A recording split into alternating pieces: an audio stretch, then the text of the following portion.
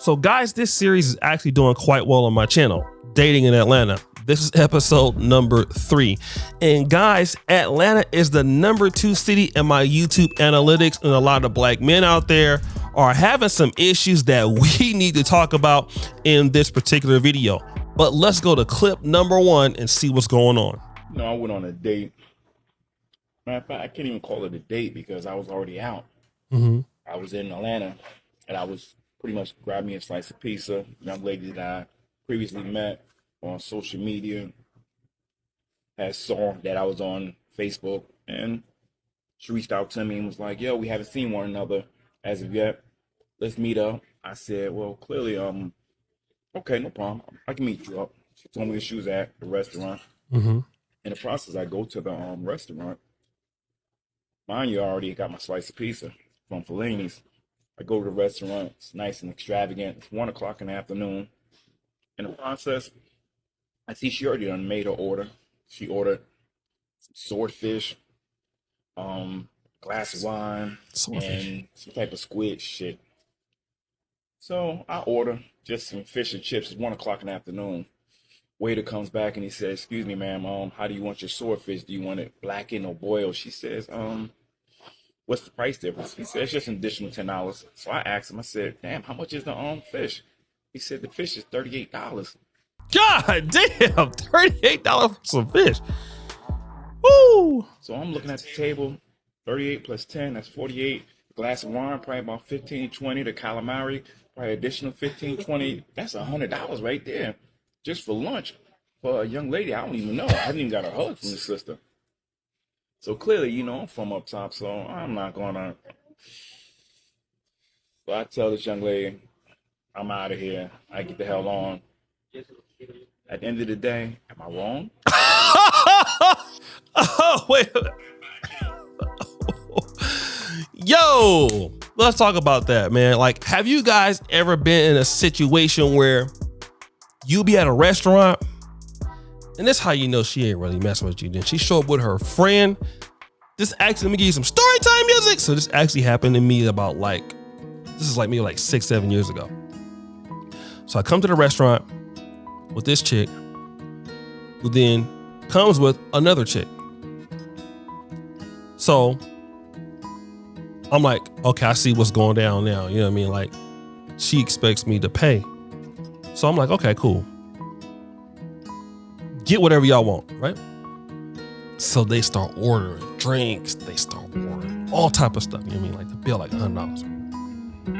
So I'm like, yo, let me go to the restroom real quick. You know what I'm saying? And the other girl, she know me because, I didn't, gave her some money before, all kind of stuff, right? Boom. While they eating, I just walk out the restaurant. They calling me. Man, but I'm from Del Paso Heights, man. I gotta turn my phone off, man. I'm like almost see walking in the car, you know what I mean? Just getting back to man, who you think you is, right? Hell no, he not wrong, man. She wants you to pay for all that stuff, man. Got a dude already at home that ain't doing nothing for free. He was right, you know what I mean? Like I said, and if it wasn't about no money, then she won't look at you like, oh, you don't want to pay for this? That's why I won't date you no more. Please, your ass to be out of there. But let's go to the next clip. Oh, shout out to the brother, Jaleel. Check him out on TikTok.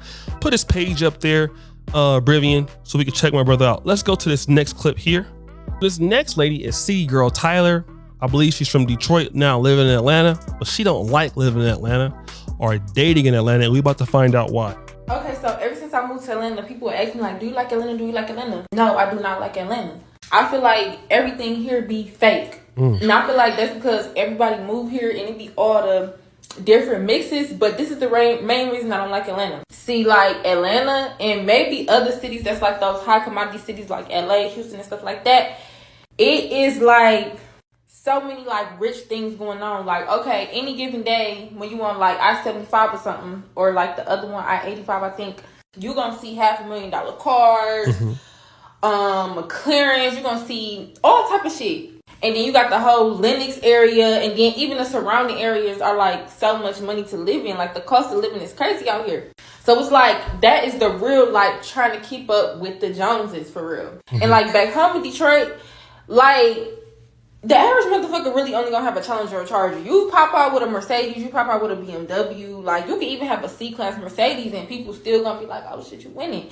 But here, that's not shit. So it's like the females are all trying to keep up with the Joneses. Everybody's so fake, and the dudes are so much more aggressive. Like Detroit people are more aggressive. Like, let's say you trying to make a new friend, or let's say like you looking at somebody too long, they be like, what the fuck is you looking at?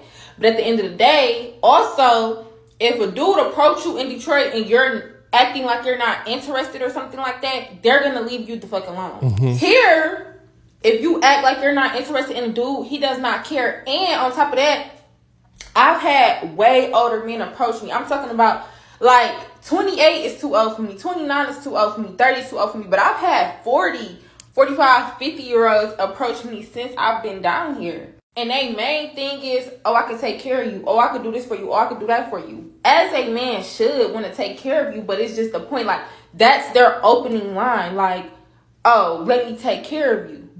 And since the cost of living down here is so much and everybody want to keep up with the trend and keep up, that's their opening line, because they know if they come in with that pay, most of the females down here is really going because they want to keep up with that lifestyle, because everything here is so expensive. Just take it. If you want to get a frontal, that's like $300 here. Your nails done, $100. Lashes, $150. That's already $600. You doing that every 2 weeks, that's $1,200. That's rent back home. Then your permit, $1,000 to $2,000.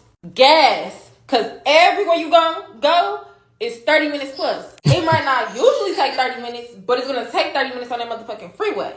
So even though being down here is more open, like you can make friends, well, I don't even know if they real, but friends easier, it's also more fake. Cause people trying to be somebody they not to try to keep up with the lifestyle. So there's a lot of fake people in Atlanta is what she's saying. And if that's just a woman that's saying it's a lot of people that's fake. Damn, how is it for the men dealing with a lot of ladies that's trying to keep up to be somebody that they're not? And then also think about this, brothers. Think about this. You're trying to also impress somebody who is not who they think they are. So then what do you get at the end of the day? Nothing. Right? Let her tell it. Everybody out there fake, which that can't be the truth. But if this is the female saying that, everybody trying to keep up, don't seem like a lot of brothers is running the ladies. That's going to be real special. But let's go to the last clip. My boy Jalil from TikTok going to break it down. Good day, good day, good day. You know, believe it or not, a lot of women ask me, am I single? Why I don't have anybody? They say you're a decent looking cat. But let me start off by saying this is my part 8 of dating in Atlanta. And they asked me what happened to the last young lady that I was dating. And I'm sitting here thinking, what did happen to Shorty Rock? That's what I used to call her, Shorty Rock. Mm-hmm. Let me think.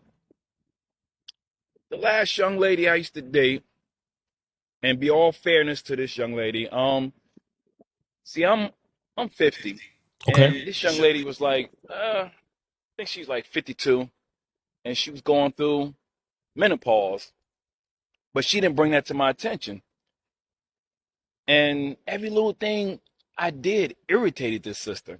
Mm-hmm. I'm talking about if I was eating too loud, she's screaming, she's yelling. She's sweating all over the place. I'm like, God damn. Be intimate with her, and she's sweating like she damn near 400 pounds. And I guess those are phases women go through. All right. But at the end of the day, I believe if she would have kept it 100 with me and say, yo, listen, even like I give you an example, I'm a real sexual active individual when I find me that one in particular vagina. Okay. And I might want it, by the time I get home from work, I want to shower, I want to jump on top of you. Then in the middle of the night, I'm really inconsiderate. I'll jump on top of you. I don't care if you're sleeping or not. And then in the morning, because my theory is That's my only resource. And if you're my only resource, I want you as much as I can possibly have you. I don't want to be like one of these other cats out here messing with this shorty, this young lady, this. No, one vagina is sufficient for me. But the moral of the story is this young lady didn't bring it to my attention that she was going through whatever women go through, and I'm assuming it's menopause.